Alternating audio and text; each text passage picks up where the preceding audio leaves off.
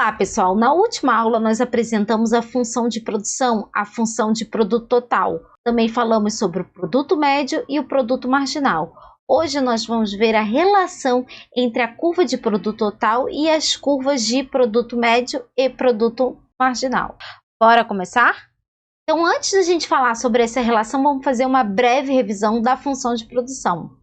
O que é uma função de produção? A função de produção, ela mostra o produto máximo, ou eu posso dizer também o produto total, que uma firma, uma empresa consegue produzir para cada combinação de insumos.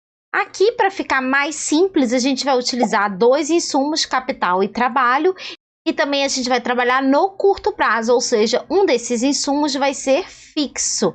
Então, aqui a gente vai considerar que o capital, o insumo capital, é fixo. E essa função de produção no curto prazo pode ser escrita por Q igual a função que depende de K, que é o capital, e L, que é o trabalho. E o Q é o produto máximo ou o produto total. E aqui está o formato geral dessa função de produção. Então, a gente pode destacar aqui que ela tem três ramos diferentes. O primeiro ramo, a função cresce a taxas crescentes, porque a função é côncava para cima. No segundo ramo, a função continua crescendo, mas começa a crescer a taxas decrescentes, porque a função de produção é côncava para baixo. E, por último, no terceiro ramo, a função de produção, o produto total, ele decresce a taxas decrescentes, porque nesse ramo a função é côncava para baixo.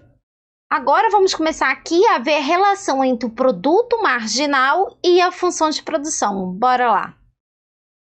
Eu vou começar aqui definindo o que é produto marginal. Produto marginal é a variação do produto total dividido pela unidade adicional de um determinado insumo. Ou então eu posso calcular o produto marginal pela derivada da função de produção em relação ao insumo que eu quero calcular. Então, por exemplo, produto marginal do trabalho vai ser a derivada de Q em relação a L.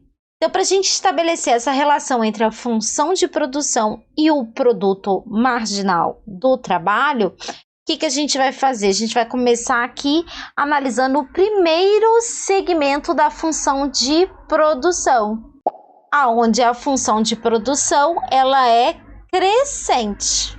Agora, o que significa que a função de produção é crescente? Isso significa que a primeira derivada vai ser maior do que zero. O que é equivalente a dizer que a produtividade marginal do trabalho vai ser maior do que zero, vai ser positiva. Então, quando eu estiver esboçando a curva do produto marginal do trabalho, vai estar onde? No primeiro quadrante. Então, vai estar desenhado nessa área que está aí sombreada. Já para o segundo segmento, o que a gente pode ver? Que a função de produção, o produto total, é decrescente. Ou seja, a primeira derivada vai ser menor do que zero. O que é equivalente a dizer que o produto marginal vai ser negativo. Portanto, nesse segundo segmento, a curva de produto marginal do trabalho vai estar aqui no quarto quadrante, nessa área sombreada aqui. Agora a gente já sabe quando o produto marginal do trabalho é positivo e quando ele é negativo, mas a gente ainda não sabe se o produto marginal do trabalho é crescente, decrescente, se ele tem um ramo crescente, depois ele passa a ser decrescente, e é isso que a gente vai determinar agora. Bora lá! Se você está gostando do nosso conteúdo, se inscreva no nosso canal para nos ajudar a crescer. Então, para a gente determinar quando o produto marginal é crescente, decrescente, a gente vai precisar olhar para o formato da função de produção. Então, vamos olhar aqui para o primeiro ramo, da origem até o ponto A. Aqui a função de produção ela é côncava para cima. O que significa isso? Isso significa que a segunda derivada é positiva. A segunda derivada é a derivada da primeira derivada. E vocês estão lembrados o quê? Que a primeira derivada de Q em relação a L é o produto marginal do trabalho. Então, isso é equivalente a dizer que a derivada do produto marginal do trabalho em relação a L é positivo. O que implica que da origem até o ponto A, o produto marginal do trabalho é crescente. Então, nesse primeiro ramo aqui, a produtividade marginal do trabalho vai ser crescente. Já a partir do ponto A, a função de produção ela é côncava para baixo. Ou seja, a segunda derivada é negativa. O que equivale a dizer que a derivada do produto marginal do trabalho em relação a L é negativa. O que implica que a partir do ponto A, a produtividade marginal do trabalho, ela é o quê? Ela é decrescente. Então, a produtividade marginal do trabalho nesse segundo segmento, a partir do ponto A, vai ser decrescente e vai ter esse formato aqui. Agora, por último, vamos ver a relação entre o produto total, a função de produção e o produto médio. Bora lá. Então, o que é produto médio? Produto médio é o produto total dividido pela quantidade de um determinado insumo. Então, o produto médio do trabalho, por exemplo, vai ser Q sobre L. Agora, para a gente ver essa relação entre o produto total e o produto médio, a gente vai precisar definir a inclinação da reta secante. Então, vou colocar aqui uma reta secante qualquer partindo da origem e a inclinação da reta secante vai ser o quê? Vai ser o cateto oposto dividido pelo cateto adjacente. Então, vai ser exatamente Q sobre L, que nada mais é do que o produto médio. Então, eu posso dizer que a inclinação da reta secante equivale ao produto médio. Por definição, a inclinação da reta secante ela é sempre não negativa. Portanto, o produto médio do trabalho, do insumo variável, vai ser sempre o quê? Maior ou igual a zero. Então, quando eu for esboçar o gráfico da produtividade marginal do trabalho, ele vai estar sempre aonde? No primeiro quadrante. Então, agora eu vou tirar essa reta secante que eu desenhei aqui para a gente começar do início. Vamos colocar aqui e agora a gente vai analisar o que vai estar acontecendo com a inclinação das retas secantes ao longo da função de produção. Então, vamos começar aqui colocando a primeira reta secante.